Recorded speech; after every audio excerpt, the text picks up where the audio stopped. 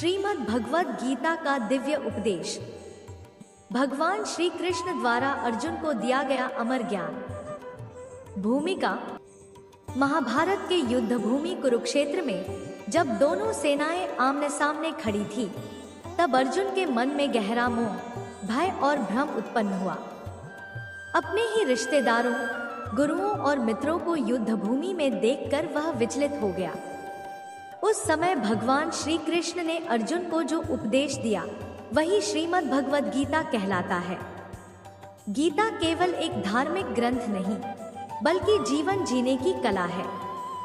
गीता हमें सिखाती है कैसे कर्म करें, कैसे दुख से मुक्त हों, कैसे जीवन में शांति पाएं, कैसे आत्मा को पहचानें। जीवन का सत्य और आत्मा का ज्ञान। भगवान श्री कृष्ण अर्जुन से कहते हैं, हे अर्जुन, आत्मा न जन्म लेती है, न मरती है। यह न कभी नष्ट होती है और न ही समाप्त होती है। हम यह शरीर नहीं है, हम अमर आत्मा है। शरीर जन्म लेता है, बूढ़ा होता है, मर जाता है, लेकिन आत्मा शाश्वत है, अजर अमर है, कभी नष्ट नहीं होती। जब मनुष्य इस सत्य को समझ लेता है, तब उसका मृत्यु का भय समाप्त हो जाता है। कर्म योग बिना फल की चिंता किए कर। गीता का सबसे बड़ा संदेश है कर्म योग। श्री कृष्ण कहते हैं, तुम्हारा अधिकार केवल कर्म पर है, फल पर नहीं। अर्थात अपना काम ईमानदारी से करो, परिणाम की चिंता मत करो। सफलता असफलता में समान रहो।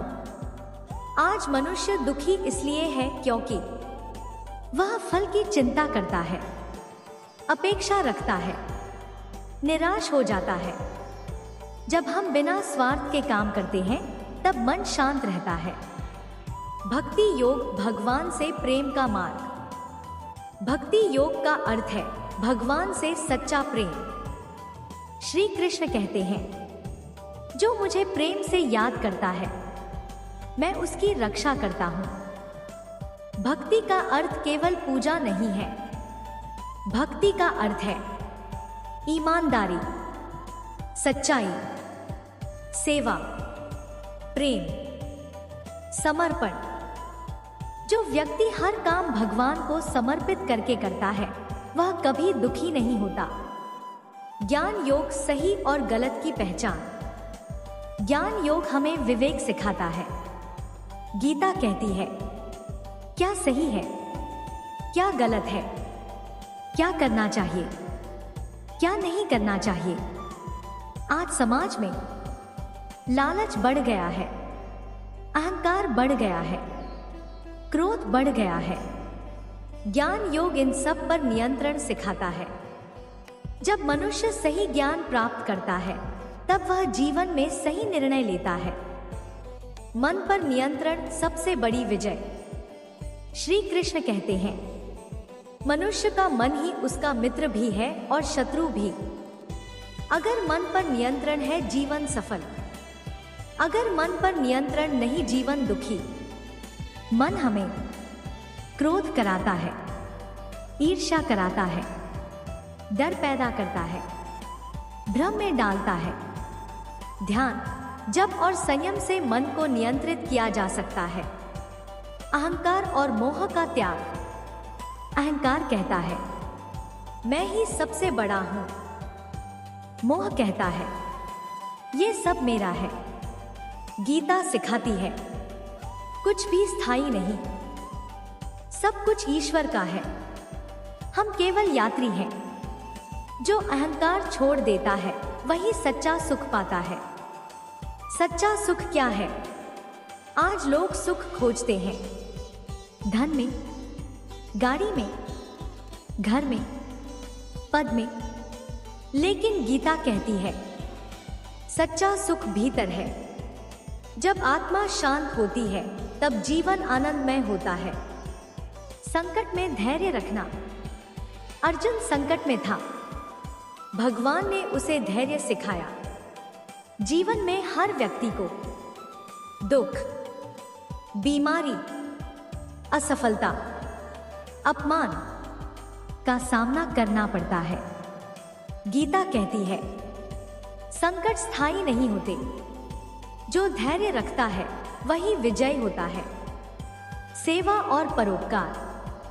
गीता हमें सिखाती है, दूसरों की मदद करो, दया रखो, करुणा रखो।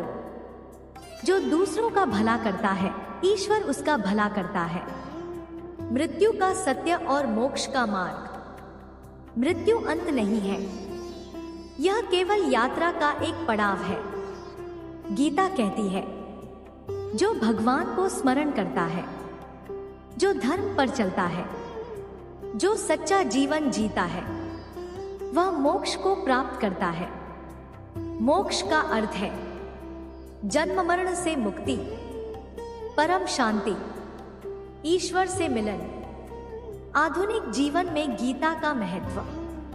आज की दुनिया में तनाव है, अवसाद है, चिंता है, अकेलापन है।